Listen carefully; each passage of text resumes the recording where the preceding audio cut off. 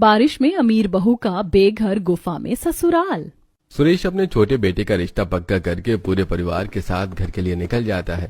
लड़के वालों के जाते ही शकुंतला अपनी बेटी से कहती है, प्रिया बेटी, लड़के वाले तो अच्छे हैं, वो हमारी बराबरी के नहीं, तू वहाँ कैसे रहेगी? माँ, आप लोगों ने मुझे पढ़ा लिखा कर इस काबिल बना दिया है कि मैं अपना ख्याल खुद रख सकूं। आप चिंता मत करो, मैं बहुत खुश रहूंगी। और आप ही तो मुझे बताती थी ना कि जब मैं छोटी थी तब पापा आपको और मुझे लेकर गांव से शहर आए थे, और जब इन 25 सालों में अकेले पापा ने इतना सब कुछ कर लिया तो मैं भी करके दिखाऊंगी। शकुंतला, जब हमारी बेटी कह रही है तो हमें अपनी बेटी पर विश्वास रखना चाहिए। बेटा, हमारा आशीर्वाद तुम्हारे साथ है। प्रिया दिवाकर को पसंद करती थी, इसलिए उसके माता पिता उसकी खुशी के लिए उसका रिश्ता दिवाकर से करवा देते हैं। तो वहीं जब सुरेश अपनी बेटे बीवी के साथ घर आता है तो भाभी देखो, भैया पापा माँ आ गए हैं। पापा, रिश्ता पक्का हो गया ना?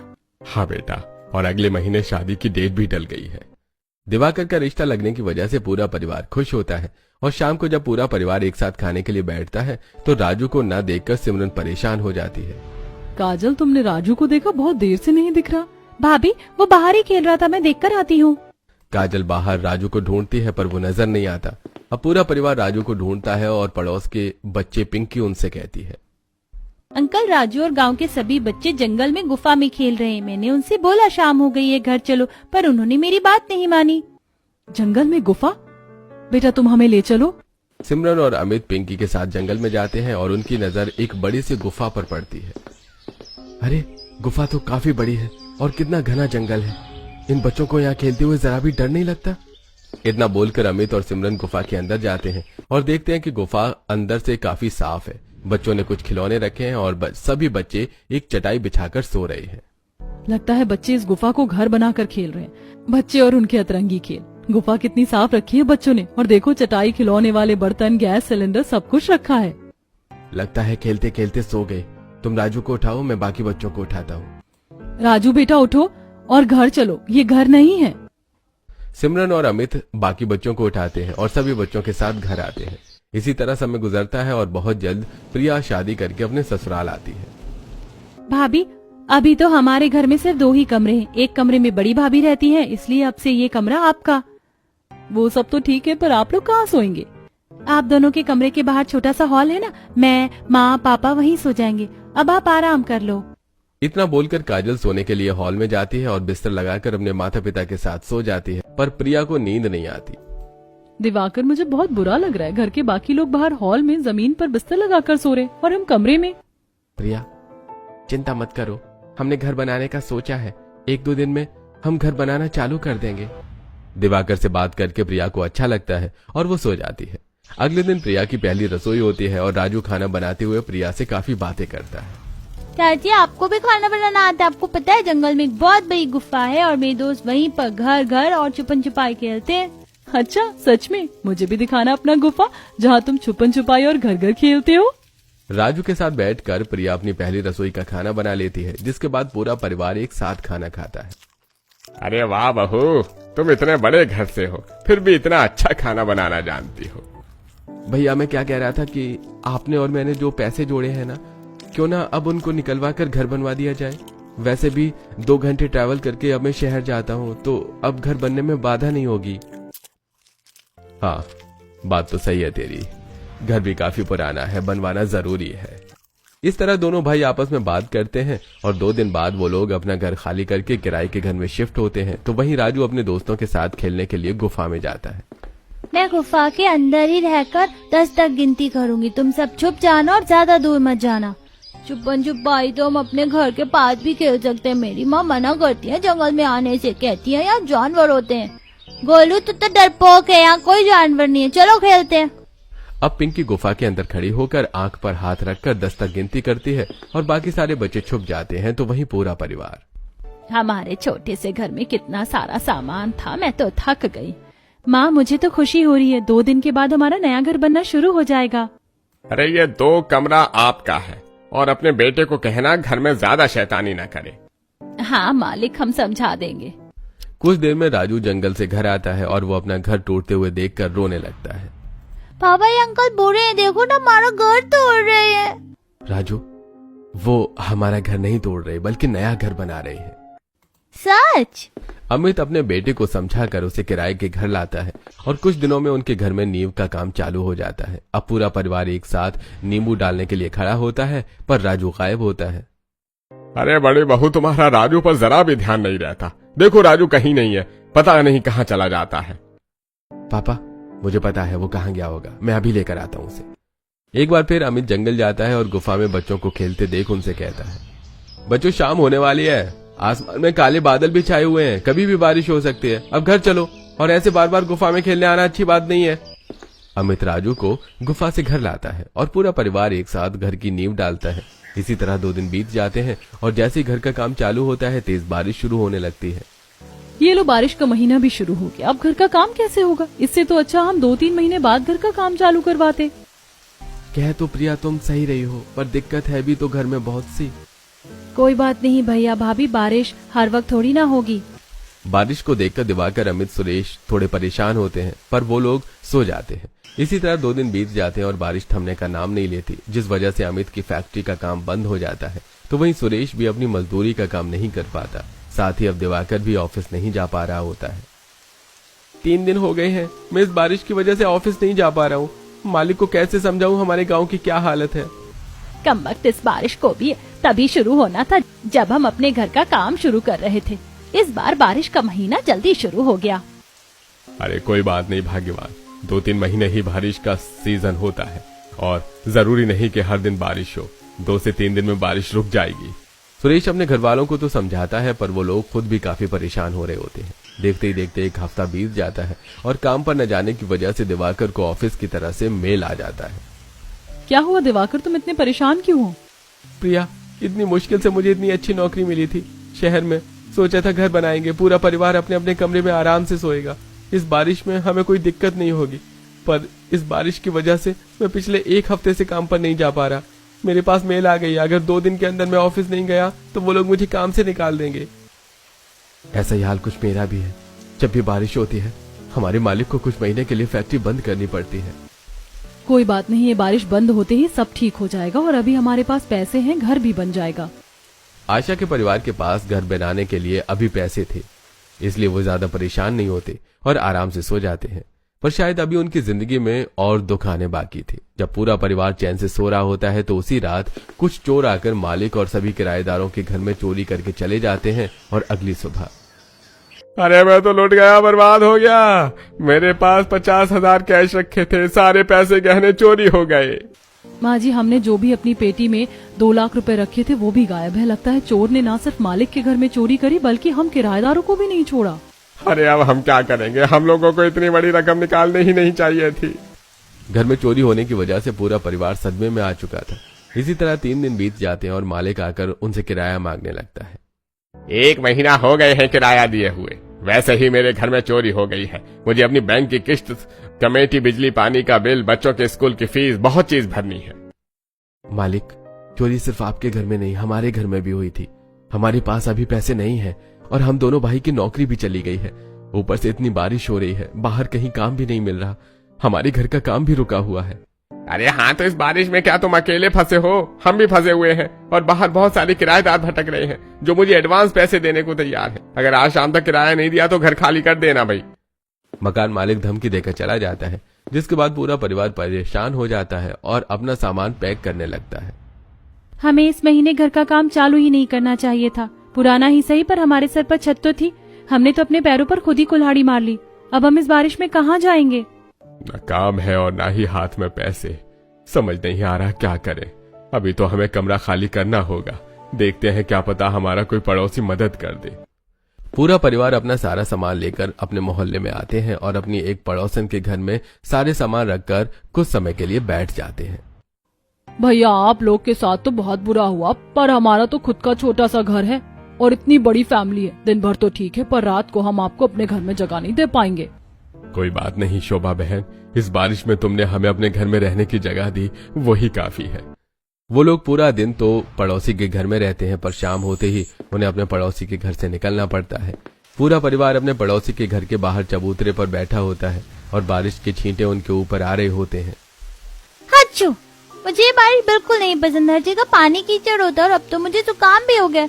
दूसरे के घर के बाहर खड़े होने से तो अच्छा है कि मैं जंगल चले जाऊं और गुफा में ही सो जाऊं। वहाँ कम से कम धूप और बारिश का पानी तो नहीं आता। बहू, ये कौन सी गुफा की बात कर रहा है? सिमरन अब पूरे परिवार को जंगल की गुफा के बारे में बताती है, जिसके बाद प्रिया अपने परिवार से कहती है, आखिर हम सारी रात इस बारिश में किसी के घर के बाहर तो नहीं बैठे रह सकते। राजू सही कह रहा, अगर उस गुफा में बारिश का पानी नहीं आता तो हमें वहीं चलना चाहिए। वैसे भी अपना घर अपना ही होता है, चाहे वो गुफा हो या पक्का मकान। और अगली सुबह हम कोई ना कोई इंतजाम कर लेंगे। अभी रात बिताने के लिए गुफा में ही चलते हैं। ना हाथ में पैसे हैं, ना नौकरी है और ना ही रहने के लिए घर। मुझे भी लगता है कि हमें प्रिया की बात मान लेनी चाहिए। प्रिया के सुझाव देने पर पूरा परिवार बारिश में भीगते हुए जंगल की ओर जाता है और कुछ ही देर में वो लोग गुफा के अंदर जाते हैं। गुफा के अंदर काफी अंधेरा होता है और पूरा परिवार गीला होने की वजह से ठंड से कांप रहा होता है।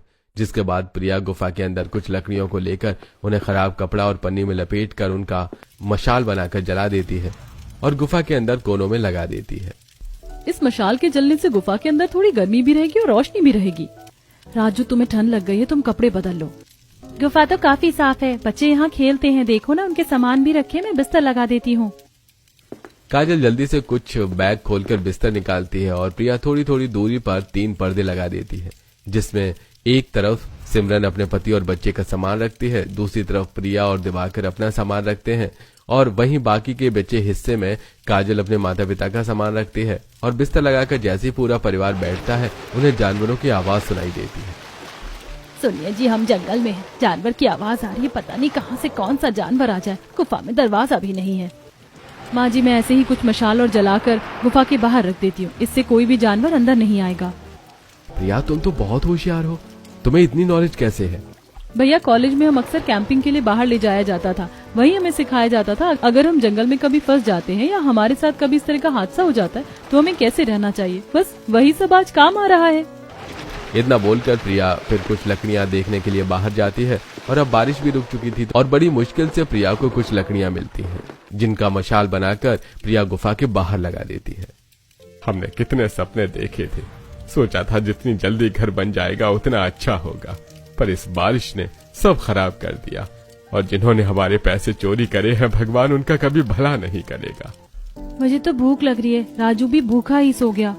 मैंने कुछ रोटी और कुरकुरे मट्ठी जैसी चीज डब्बे में भर ली थी, आज रात यही खाकर सो जाते हैं। रात काफी ज्यादा हो चुकी थी, पूरा परिवार भूखा था, इसलिए वो लोग दिन वाली रोटी और कुछ नमकीन मट्ठी निकाल कर खाते हैं और सारी रात गुफा में ही सोते हैं। अगली सुबह होते ही, मैं थोड़ा मजदूरी का काम देखने के लिए जा रहा हूँ, क्या पता कहीं कोई काम मिल जाए। आज बारिश बंद है पर कंपनी ने तो मुझे जॉब से निकाल दिया है, इसलिए मैं भी बाहर जा रहा हूँ काम की तलाश में। पर हम इस गुफा में कब तक रहेंगे? काजल, बिना पैसे के कोई हमें अपना घर किराए पर नहीं देगा। हमारी फैमिली बहुत बड़ी है, कौन हमें अपने घर में रहने की जगह देगा? और हमारा घर भी टूट चुका है और ना ही हाथ में पैसे हैं कि घर बनवा सके। इसीलिए जब तक हाथ में पैसे नहीं हो जाते हमारा घर नहीं बन जाता। हमें इस गुफा में ही रहना होगा। दीदी, चलिए गुफा के बाहर खाना बनाते हैं। अमित, सुरेश और दिवाकर काम की तलाश में बाहर जाते हैं तो वहीं प्रिया सिमरन के साथ मिलकर गुफा के बाहर मिट्टी का चूल्हा बनाती है और सूखी लकड़ी लाकर खाना बनाने लगती है। बहू, हम इस गुफा में कैसे रहेंगे? कुछ ही दिन में राशन भी खत्म हो जाएगा और हम अपनी रसोई बाहर नहीं रख सकते। ये जंगल है, रात को किसी भी वक्त कोई जानवर आ गया तो। आप सही कह रही है माँ जी, पर जब तक घर और पैसों का इंतजाम नहीं हो जाता हमें इस गुफा में ही रहना होगा। शाम को जब जेठ जी, पापा जी और दिवाकर जी घर आएंगे तो मैं उनसे कहूंगी कि जंगल के पीछे पहाड़ी से कुछ बड़े पत्थर तोड़कर ले आएं। हम उससे ही गुफा ढकने के लिए दरवाजा बनाएंगे। अगर हम लकड़ी का दरवाजा बनाते हैं तो उसे बनाने में समय लगेगा और जानवर उसे आसानी से तोड़ भी सकते हैं। पूरा परिवार बैठकर एक साथ खाना खाने लगता है, तभी कुछ बच्चे वहाँ खेलने के लिए आते हैं। राजू तो अपने पूरे परिवार के साथ गुफा में है, अब हम खेलेंगे कहाँ? बच्चों, ये जंगल तुम्हारे लिए सेफ नहीं है, यहाँ खेलना बंद कर दो और अब हम यहीं रहेंगे जब तक हमारा घर नहीं बन जाता। बच्चे उदास होकर वापस अपने घर चले जाते हैं और शाम सुरेश, अमित और दिवाकर घर आते हैं। वो चट्टान और पहाड़ तो हमसे नहीं टूटेगा, आप लोग कुछ करिए ना। रात तो हमने जैसे तैसे बिता ली, पर यहाँ जानवर हैं, अगर रात में किसी जानवर ने हम पर हमला कर दिया तो? बहू, तुम सही कह रही हो, तुम लोग अंदर जाओ, हम लोग पहाड़ी से पत्थर के कुछ टुकड़े लेकर आते हैं। कुछ देर में सुरेश अपने दोनों बेटों के साथ जंगल के अंदर जाता है और वहां से कुछ बड़े पत्थर तोड़कर उन्हें हाथ से धक्का मारते हुए गुफा के पास लाते हैं। अगर हम इस गुफा को ढक देंगे तो हम अंदर ही फंसे रह जाएंगे। ये पत्थर बहुत भारी है, अकेले किसी से नहीं हिलने वाला। हाँ मैं जानती हूँ, आज रात इससे हम गुफा ढक लेते हैं और कल हम अपनी लकड़ी की रसोई और गुफा के लिए दरवाजा बनाएंगे। और अगर इस जंगल में जानवर हैं तो उन्हें गुमराह करने के लिए इस पत्थर को हम अपनी गुफा से थोड़ी सी दूरी पर रखेंगे और इनसे 4 मशाल जला देंगे। जानवर चट्टान से डरते हैं और बड़ी चट्टान होगी तो वो वैसे भी आगे नहीं आएंगे। इस तरह हम गुफा से बाहर भी नहीं निकल सकेंगे और इस पत्थर की मदद से कोई जानवर गुफा के अंदर नहीं आ पाएगा। एक बार फिर प्रिया और सिमरन घर के बाहर मिट्टी के चूल्हे पर सबके लिए खाना बनाती हैं और आज खाने में खिचड़ी देख गुफा के अंदर बैठा पूरा परिवार उदास हो जाता है। मैं आज भी खाने में खिचड़ी नहीं खाऊंगा। पिछले कुछ दिनों से खिचड़ी खाने को मिल रही, मेरा दिल आज सब्जी रोटी खाने का है। बेटा यहाँ सब्जी नहीं है और ना पैसे, मैं कहाँ से लाऊंगी सब्जी। इतनी मुश्किल से तो इस गुफा को हमने घर बनाया है, यहाँ अपना सामान रखा है। अभी हमारे पास ना रसोई है, ना पैसे और ना ही सब्जी, इसीलिए जो मिल रहा है वो खा ले। एक एक पैसों के लिए अपने परिवार को तरसता देख प्रिया भी काम करने का फैसला लेती है। जब मैं बहुत छोटी थी तब मेरे पापा मुझे और माँ को लेकर शहर आ गए। उनके पास घर भी नहीं था। पापा बताते थे कि वो फुटपाथ पर रहते थे और इस तरह उन्होंने दिन रात मेहनत की और आज हम इतने अमीर हो गए। लगता है वही स्ट्रगल मेरी भी जिंदगी में है। इसीलिए मैं भी अपने पापा की तरह काम करना चाहती हूँ और मेरे काम करने से आप सबको मदद मिलेगी और हम जल्द से जल्द अपना घर भी बनवा पाएंगे। पापा, प्रिया बहुत पढ़ी लिखी है, वो तो शुरू से ही काम करना चाहती थी पर उसे काम करने का मौका नहीं मिला। मुझे लगता है अगर प्रिया काम करना चाहती है तो हमें करने देना चाहिए। वैसे भी आजकल बहू भी काम करती हैं। मेरी बहू सच में बहुत समझदार है। अगर वो काम करना चाहती है तो मैं मना नहीं करूंगा। जब पूरा परिवार गुफा के अंदर बैठकर खाना खा रहा होता है तो उनकी नजर बाहर पड़ती है और बारिश होता देखकर सब आराम से खाना खाकर उस चट्टान को गुफा के पास रख देते हैं और आराम से सारी रात सोते हैं। अगली सुबह न सिर्फ घर के मर्द बल्कि प्रिया भी नौकरी की तलाश में बाहर जाती है, तो वहीं आज आशा भी अपने गांव औरतों से कुछ सब्जियां मांगने के लिए जाती है। आशा बहन, तुम लोगों के साथ तो भगवान ने बहुत बुरा किया। तुम्हारा घर का काम भी रुक गया, पैसे भी चोरी हो गए और बेटों की नौकरी भी चली गई। ऊपर से ये बारिश है जो हर 2 घंटे में बरसना शुरू हो जाती। अगर मेरे पास इतने पैसे होते, अब मेरा बड़ा घर होता, तो मैं तुम्हारी मदद जरूर करती। कोई बात नहीं बहन, जिसके नसीब में जितना दुख लिखा होता है वो तो इंसान को झेलना ही पड़ता है। ऐसे यहाँ मैं तुमसे कुछ सब्जी मांगने के लिए आई थी। घर में आटा दाल चावल तो है पर सब्जी नहीं है और तुम्हारी तो सब्जियों की खेती है। आंटी, हम गुफा में घर बनाकर रह रहे हैं। गुफा के बाहर हमने सफाई भी कर ली है। अगर आपके पास कुछ पौधे हैं सब्जियों के तो हमें वो दे दीजिए। हम बार बार सब्जी मांगने तो नहीं आ सकते ना। हाँ हाँ काजल बेटा, क्यों नहीं, हम पड़ोसी हैं। अगर हम एक दूसरे की मदद नहीं करेंगे तो कौन करेगा। काजल के एक बार कहने पर सुमित्रा घर से कुछ सब्जियां टोकरी में लाकर आशा को दे देती है और घर के पीछे जाकर कुछ सब्जी के पौधे भी लाकर काजल के हाथ में थमा देती है। जिसके बाद आशा और काजल जंगल जाती हैं और सिमरन गुफा के बाहर बैठकर खाना बना रही होती है। बाहू देख, मैं गांव से कुछ सब्जी लेकर आई हूँ, तो आज थोड़ी सी सब्जी बना लेना। और मैं सब्जियों की खेती करने वाली हूँ। बारिश का अच्छा मौसम है, इस मौसम में पौधे जल्दी सब्जी देने लगेंगे। अब काजल गुफा के बाहर 7 से 8 सब्जियों के पौधे लगा देती है। इसी तरह कुछ दिन बीत जाते हैं और एक शाम जब पूरा परिवार गुफा में बैठकर बातें कर रहा होता है तो प्रिया के माता पिता गोलू के साथ गुफा में आते हैं। अंकल, यही गुफा है, यहीं रहते हैं सब लोग। माँ पापा, आप दोनों यहाँ? हम तेरे घर गए थे तुझसे मिलने के लिए, इस बारिश में तेरा हाल समाचार पूछने, पर वहाँ जाकर पता चला कि तुम लोग बेघर हो गए हो और जंगल में इस गुफा में घर बनाकर रह रहे हो। तो ये बच्चा हमें यहाँ लेकर आया। बेटा, तू पिछले कुछ दिनों से इतनी परेशानी चल रही है और तूने अपने माता पिता को बताया भी नहीं। हमें आप लोगों से ये उम्मीद नहीं थी। हमने अपनी बेटी को आज तक किसी चीज की कमी नहीं होने दी और आप मेरी बेटी को इस गुफा में लेकर आ गए रहने के लिए। माँ पापा, मेरे ससुराल वालों की कोई गलती नहीं है। मैं आप लोगों को परेशान नहीं करना चाहती थी और जब पापा शहर आए थे तो वो भी तो अकेले थे। जब हम अपने दम पर इतना सब कुछ कर सकते हैं तो क्या मैं नहीं कर सकती? अब प्रिया अपने माता पिता को सारी बात बताती है और उन्हें समझाती है। बेटा, हमें तुझ पर पूरा भरोसा है, पर जब तुझे ये लगे कि अब तुझसे नहीं हो रहा तो तू अपने माता पिता को जरूर याद करना। हमें माफ कर दीजिए, बिना सच जाने हम लोगों ने आपको पता नहीं क्या कुछ नहीं कह दिया। अब हम चलते हैं, पर हमारी मदद की जब भी जरूरत हो तो हमें जरूर याद करना। और बेटा, तू अपने परिवार के साथ अपना भी ख्याल रखना। इतना बोलकर प्रिया के माता पिता बारिश रुकते ही वहां से चले जाते हैं। इसी तरह कुछ दिन बीत जाते हैं और विनोद को मजदूरी का काम मिल जाता है, जिस वजह से वो दिन के कभी 300 तो कभी 400 रुपए कमा के लाता है। तो वहीं प्रिया को भी गांव की एक छोटी सी दुकान में काम मिल जाता है। आप लोग चिंता मत कीजिए, पापा और मेरे पैसे से घर तो नहीं बन सकता, पर हमारा गुफा घर का खर्चा जरूर चल सकता है। और मेरी कपड़ों की शॉप ज्यादा दूर नहीं है, बस जंगल के बाहर निकलते ही 10 मिनट की दूरी पर है। कितनी भी बारिश हो जाए मैं आराम से चली जाऊंगी। प्रिया, तुम्हें नौकरी मिल गई, पर मुझे और भैया को काम नहीं मिला। बारिश बंद होने के बाद भैया को भी फैक्ट्री का मालिक बुला लेगा। पता नहीं अब मैं कभी काम कर भी पाऊंगा या नहीं। आप दुखी क्यों होते हैं, आपको भी नौकरी मिल जाएगी। वैसे दीदी को सुबह और दोपहर में खाना बनाने में बड़ी दिक्कत होती है। अब हमें एक छोटी सी रसोई बना लेनी चाहिए, पता नहीं हमारा घर कब तक बन पाए। खुली रसोई देखकर अगले ही दिन प्रिया और सुरेश काम के लिए चले जाते हैं। वहीं अमित और दिवाकर लकड़ियां काटने लगते हैं और जैसी बारिश होती है पूरा परिवार गुफा के अंदर चला जाता है। माँ, चाची ने इस गुफा को बिल्कुल घर बना दिया। देखो ना, पर्दे लगा दिए हैं और 3 छोटे छोटे कमरे बना दिए और सारा सामान भी हमारा कितने अच्छे से एक पत्थर के ऊपर चाची ने रख दिया। मुझे तो अब अपना गुफा का घर भी अच्छा लगने लगा है। सही कह रही थी प्रिया बहू, अपना घर अपना ही होता है, चाहे फिर गुफा ही क्यों ना हो। भैया, लगता है ये बारिश हमारे लिए पनौती है। जब कुछ अच्छा काम करने जाओ तभी हो जाती है। अब ये बारिश रुके तो हम अपनी लकड़ी की रसोई बना पाए। गुफा के अंदर बैठा पूरा परिवार बारिश के रुकने का इंतजार करता है। तभी बारिश में भी दुकान में बैठकर प्रिया बिल बनाने का काम कर रही होती है।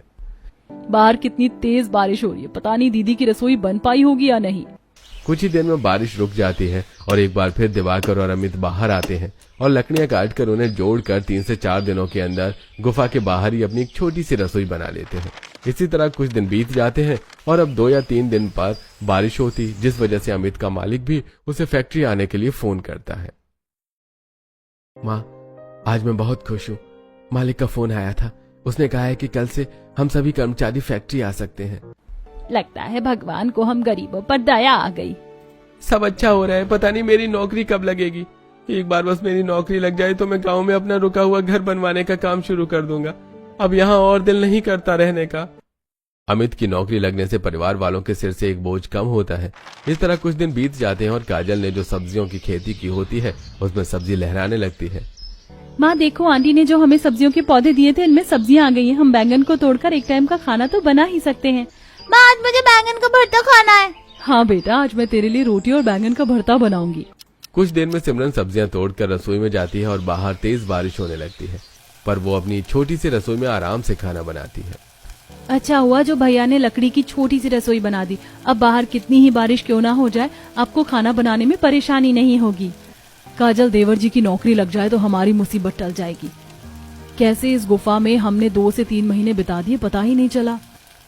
बारिश के मजे लेते हुए सिमरन खाना बनाती है और बारिश रुकते ही शाम को पूरा परिवार घर आता है, जहाँ सब आराम से खाना खाते हैं और दिवाकर अपने घर वालों को एक खुशखबरी देता है। माँ, पापा, लगता है भगवान ने हमारी सच में सुन ली। मेरी भी नौकरी लग गई है और इस बार मेरी सैलरी पहले से भी ज्यादा है। अब आप देखना, 1 महीने बाद हमारे घर का काम फिर से शुरू होगा। बस कुछ महीने और फिर हमारा घर बनकर तैयार हो जाएगा। एक बार फिर पूरा परिवार अपने घर का सपना देखता है। इसी तरह समय गुजरता है। देखते ही देखते 2 महीने बीत जाते हैं। अब सुरेश और प्रिया के पैसे से घर चलता है, तो वहीं दिवाकर और अमित अपने पैसों से घर बनवाने का काम चालू करवाते हैं। भैया, लंच का समय हो गया, आप सब चाय पी लीजिए। बहन, भगवान सब देखता, तुम लोगों ने इतने दुख काटे, जंगल में गुफा में घर बना कर रहे, वहाँ खेती करी, रसोई बनाया, पर आखिरकार वो समय आ गया जब बहुत जल्द तुम्हारा अपना घर बनकर तैयार होगा और तुम लोग अपने घर में आओगे। सच में आशा बहन, तुम और तुम्हारे परिवार ने बहुत कुछ झेला है। आशा की नजरों के सामने उसका 3 कमरे का घर बनता है और पहले छत डालते ही पूरा परिवार अपना गुफा का घर खाली करके अपने घर में आते हैं। आज मैं बहुत खुश हूँ, हम अपने घर में आ गए। अभी हमारा घर पूरा नहीं बना, पर ये बहुत अच्छा है। यहाँ आकर मुझे बहुत सुकून मिल रहा है। पर माँ, हमारा घर तो अभी भी गरीबों वाला ही, अमीरों वाला घर तो हमारा तब होगा ना जब इसमें भी रंग और प्लास्टर होगा। वो कब होगा? राजू, अब हम अपने घर में आ गए हैं ना, वो भी जल्दी हो जाएगा। अब पूरा परिवार अपने घर में रहकर अपने घर का बाकी का काम करवाते हैं और कुछ ही महीनों में उनका घर बनकर तैयार हो जाता है और धीरे धीरे अमित और दिवाकर की तरक्की होने लगती है। अब प्रिया भी बड़ी कंपनी में नौकरी करने लगती है, जिस वजह से उनकी गरीबी दूर हो जाती है और वो लोग भी एक अच्छी जिंदगी जीते हैं।